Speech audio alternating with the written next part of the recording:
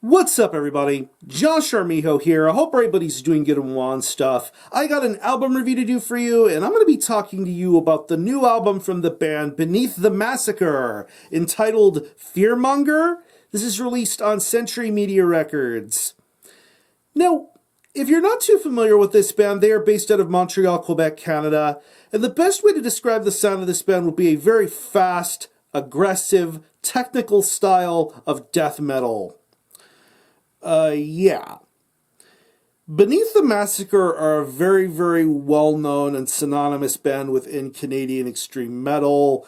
This band has a very distinctive, recognizable sort of sound, very fast-paced, balls-to-the-wall energy that this band has always created, whether it be the really intricate technical riffs, the ultra-guttural vocals, the fast, non-stop assault on the senses when it comes to the drumming, to the themes and lyrical concepts. This band has a very strong body of work for them. And of course, this is one of those bands that somewhat toes the fine line between technical death metal and deathcore in terms of the breakdowns and in terms of overall appeal.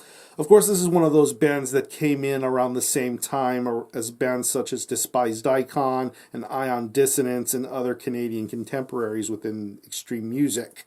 But Beneath the Massacre have always been a consistent sort of band. From the very first time we had heard something from them in 2005 with the Evidence of Iniquity EP, to their really, really awesome full lengths with 2007's Mechanics of Dysfunction and 2008's Dystopia, which I would consider to be their magnum opus, their masterpiece, their best album. Absolutely fantastic stuff. But of course, in the 2010s, we got more material from this band, such as the amazing Marie Noir EP, and the last time we had heard something from them back in 2012 with Incongruous. Really awesome album, and I definitely think all these years later it still holds up quite nicely. But ever since that album, there's been a bit of a silence within this band. We really haven't heard anything. We haven't heard much from them in later years. But there were some small rumblings going around that this band was going to be in the midst of making a return, making a comeback of sorts. And then when the announcement came that in 2020 we were going to get a brand new Beneath the Massacre album, I was very intrigued and interested to see how things were going to go about this time around. And now, 8 years later, we have the return of Beneath the Massacre with their fourth full-length album entitled Fearmonger. It's 10 tracks, and it clocks in around 30 minutes in length, so you're going to get a pretty short, sweet, and to-the-point record here. High-quality, all-killer, no-filler sort of stuff going on here, and that's what I feel like I'm listening to with Fearmonger. Not only do I think this is a much better and stronger album than Incongruous, but I would hold it in the highest regards to their masterpiece Dystopia. This is definitely a big, big shock and surprise to me at how fucking awesome this album is.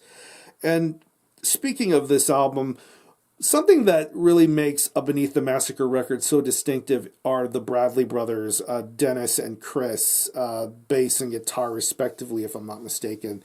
These guys definitely bring the pain this time around, and upon listening to the opening track of Rise of the Fearmonger, to later songs like Hidden in Plain Sight, Autonomous Mind, and Absurd Hero, you get what makes a band like this so special. These really tight-knit riffs, a lot of intricate, well-balanced technical guitar playing going on here, very killer riffs, awesome solo stuff. Of course, that sometimes is critical within death metal is when you hear solos that are really technical and intricate. It doesn't sound like guitar wank, if you want to use those terms. It feels genuinely from the heart here, and these riffs are just fantastic, especially towards the more breakdown Latin parts, going back to songs like Hidden in Plain Sight and the song Treacherous, and even towards the closer moments of this album with songs like Flickering Light and Tarnished Legacy.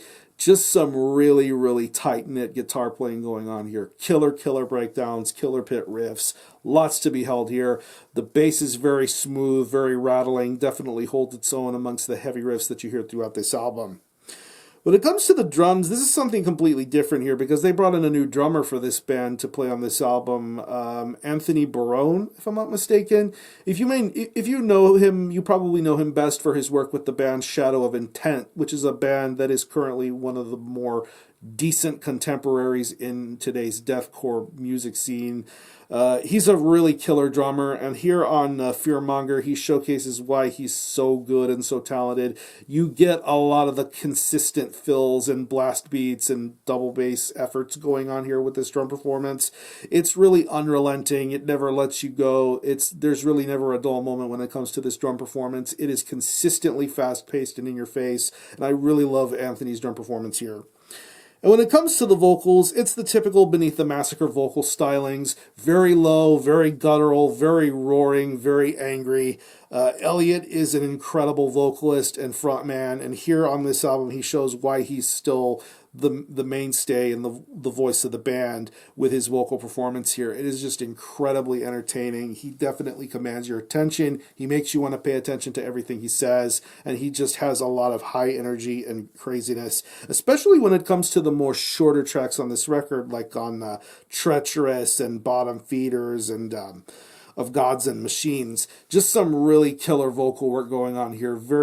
It's awesome how well he keeps up with the pace of how fast everything is on this album, and I think it's really awesome to hear him do the kind of vocal works and styles that he does here. It's so badass. So overall, Beneath the Massacre are back with a vengeance, and they really are making a big, bold statement with an album like Fearmonger. If you're into this band, if you're into their past works, I really don't see why you wouldn't be into something like Fearmonger. I definitely think this is a fun album. Had a great time listening to it, and I'm excited to see what the future will hold for them from there. So, if I do think of any personal favorite tracks, I would definitely have to say Rise of the Fearmonger, Hidden in Plain Sight, Treacherous, Bottom Feeders, and Absurd Hero. So what I'm going to do is I'm going to leave you some links in the description boxes how you can get a hold of this album and listen to it. I will leave you links to some select tracks that are currently available and streaming on YouTube. I will also link you to where you can purchase physical copies of this album. If I'm not mistaken, it'll be available as a CD and 12-inch vinyl.